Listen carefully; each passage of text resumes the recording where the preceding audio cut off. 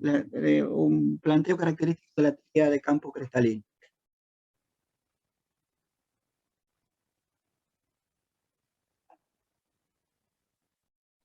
A su vez, eso lo podrán ver en el libro de Rogers, donde pueden complementar esto.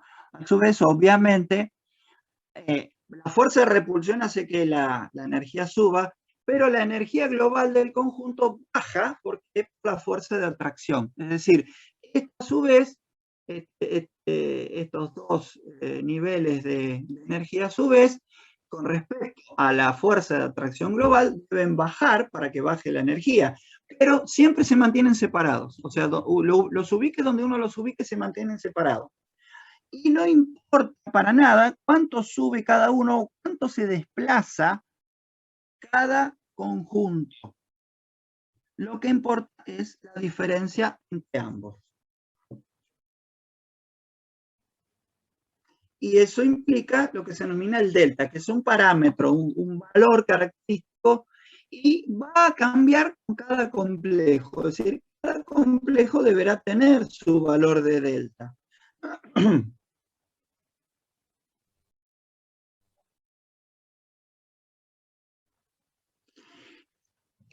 Este análisis se centra en la interacción sobre los orbitales D, pero como ustedes ven también en la tabla periódica, o como vimos en ese pequeño análisis de los electrones D, la configuración electrónica siempre tiene, por ejemplo, la primera serie de transición, que es la de arriba, tiene los orbitales de valencia 3D y 4S.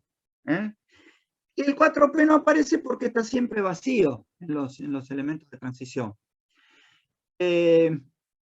Ahora, ¿por qué no se consideran el orbital S principalmente y los orbitales P? Que también elevan su energía, pero como hay un solo orbital S, no hay división. O sea, lo que importa es si son más de uno y si se dividen o no. El orbital S es uno solo, así que sube, no importa cuánto suba. Y los orbitales P también suben en energía, pero como se hallan los tres sobre los ejes, se ven afectados de la misma manera. Entonces, no hay división. Profe, Sí.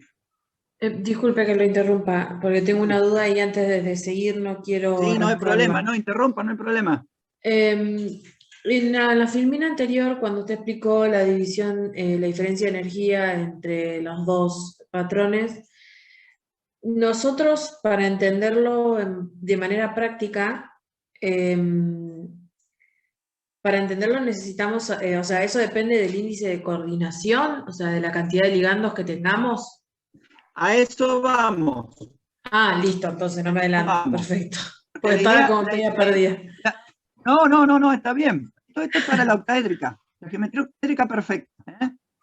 Ah, Ahora, el tema es, en una geometría tetraédrica o en las otras geometrías, la distribución espacial es diferente.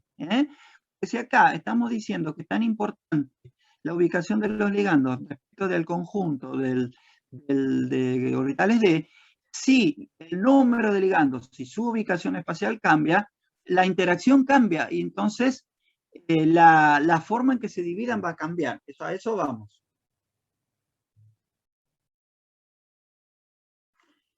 Lo que decimos acá, acá abajo, el patrón de división del campo cristalino depende de la geometría, o sea, no es lo mismo para una octaédrica que para una tetraédrica, para una cuadrada plana, para una lineal, etc. ¿Por qué? Porque el conjunto de orbitales D lo consideramos siempre fijo en el sistema de ejes cartesianos, en el sistema X y Z, pero al cambiar la geometría, cambia el número de ligandos y las posiciones.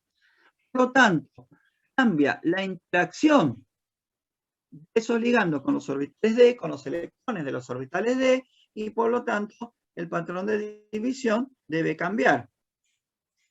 perfecto, gracias, profe. Bueno, por ejemplo, en los complejos tetraédricos el patrón de división se invierte. No es tan fácil de ver con la ubicación de las posiciones tetraédricas como en el octaedro, pero resulta que la interacción es mucho menor en general pero a su vez es al revés. Los ligandos que más interaccionan son justamente los que están en el número de 3. Y ahora vamos a ver cómo es esa división. Hay una relación entre un delta tetraédrico y el delta octaédrico.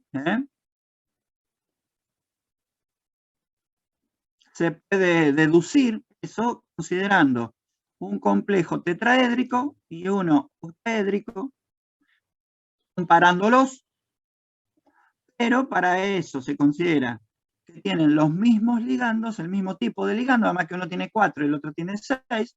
Por ejemplo, los dos tienen ligandos aqua, o los dos tienen ligandos cloro, o los dos tienen ligandos ciano. Obviamente, en ambos casos el mismo M y el mismo número de oxidación, es decir, un complejo octaédrico de cobalto 2 y un complejo tetraédrico de cobalto 2 también. Es decir, si lo único diferente es que uno es octaédrico y el otro es tetraédrico, además con un detalle fino adicional, que la distancia de enlace es la misma, eso no importa, no hay que preocuparse, es un requisito para la deducción, pero nosotros no la vemos. Concretamente puede demostrarse que esos dos complejos, comparativamente, comparando esos dos tipos de complejos, el delta del complejo tetraédrico es 4/9 del delta complejo octaédrico, es decir, 4/9 es un poquito menos de la mitad del valor. Y en general, los valores de delta de los complejos tetraédricos son menores que los de los complejos octaédricos.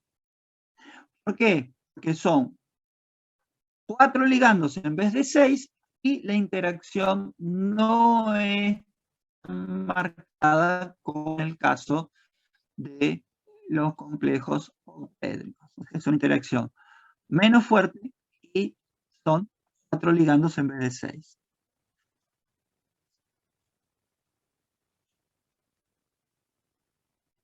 Ahora, concretamente, el tema es, eso es cuanto a la separación, cuando se dividen.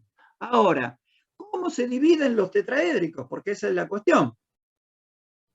Acá tenemos el patrón típico del octaédrico. Los 3 T2G abajo y los 2G arriba. En el tetraédrico es al revés, por lo que yo les decía hoy. La interacción es más débil, pero de todos modos no es fácil de verlo, pero se puede visualizar que ninguno de los 5 tiene una interacción directa, como son los T2G del octaédrico, pero de todos modos, los que están en número de 3 son los que tienen más interacción. En este caso, bueno, ahí no está puesto, pero el conjunto de 3 de arriba, de mayor energía del tetraédrico, es un conjunto T2. Y el de abajo es G. O sea, pierden la G. La G es un atributo del octaédrico. T2G y EG en el octaédrico y es T2 y E en el tetraédrico. Eso ya vamos a mencionarlo después.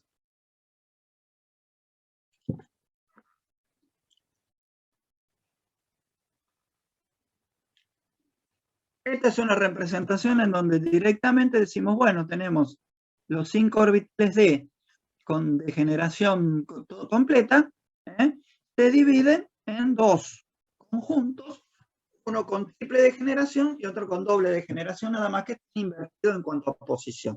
Eso debido a las posiciones relativas de los orbitales D respecto de los ligandos en el espacio.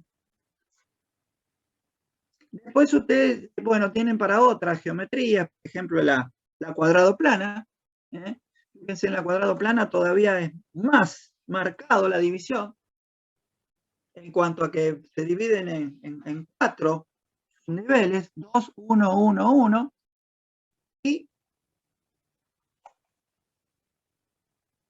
en otra, por ejemplo, que ni vamos a ver remotamente, que es la bipiramidal triagonal, De todos modos se muestra, para reforzar ese concepto, que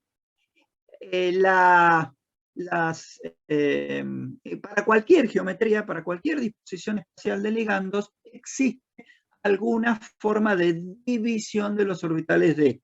Se rompe la quíntuple generación que tienen los orbitales D en el ion central libre, aislado.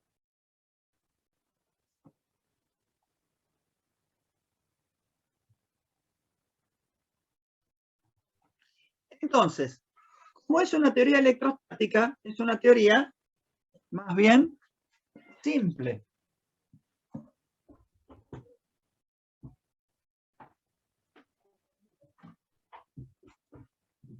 Siempre una teoría electrostática es más simple que una teoría que considere enlace covalente. Entonces, desde el punto de vista de la TCC, según la TCC, según lo que dice la TCC, cuando el ligando es un anión, el valor de delta debería aumentar con la densidad de carga, es decir, a mayor carga, menor tamaño. Mayor carga concentrada en un menor tamaño, tiene que ejercer una mayor interacción con su vecino. ¿Eso qué va a implicar? ¿Puedo repetir eso, profe, por favor? ¿Cómo? ¿Puedo repetir esa parte? Sí. Cuando el ligando es un anión, estoy leyendo ahí lo que dice, el valor de delta debería aumentar con la densidad de carga, es decir, el anión tiene mayor efecto de atracción o repulsión, o sea, tiene mayor interacción cuando es más chiquitito y más cargado. Mayor carga, menor tamaño. Y eso hace que la fuerza de atracción aumente. Pero si la fuerza atractiva aumenta, se acercan más los ligandos a los orbitales D, al átomo central. Y por lo tanto, si se acercan más, crece la otra fuerza, que es la repulsiva. ¿Y eso qué significa? Mayor repulsión, mayor delta, o sea, mayor separación.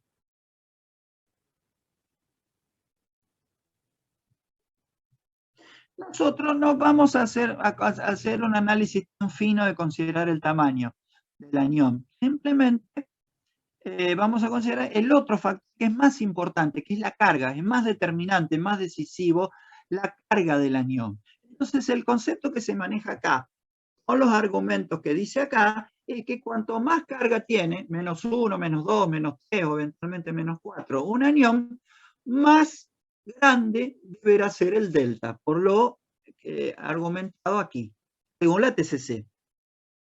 Mayor carga del anión, mayor delta. Pero, ¿qué sucede? Se colocan los ligandos más comunes en un orden creciente de energía, o sea, se hace un ordenamiento de acuerdo a la evidencia experimental, no importa cómo, pero supongamos que mediante experiencias de laboratorio, conducidas en las mejores condiciones posibles, se determinan los valores de delta que produce cada ligando frente a un caso, por ejemplo, frente a un determinado catión para una determinada geometría. O sea, se respetan o se consideran los valores experimentales y obtiene un ordenamiento. Tiene un ordenamiento que se expresa de esta manera. El menos significa menor, quiere decir que partiendo de la izquierda, el anión yodo duro, al pasar a ser ligando yodo, ejerce un delta menor que el que le sigue, a su vez ejerce un delta menor que el que le sigue, y así, digamos, al final, el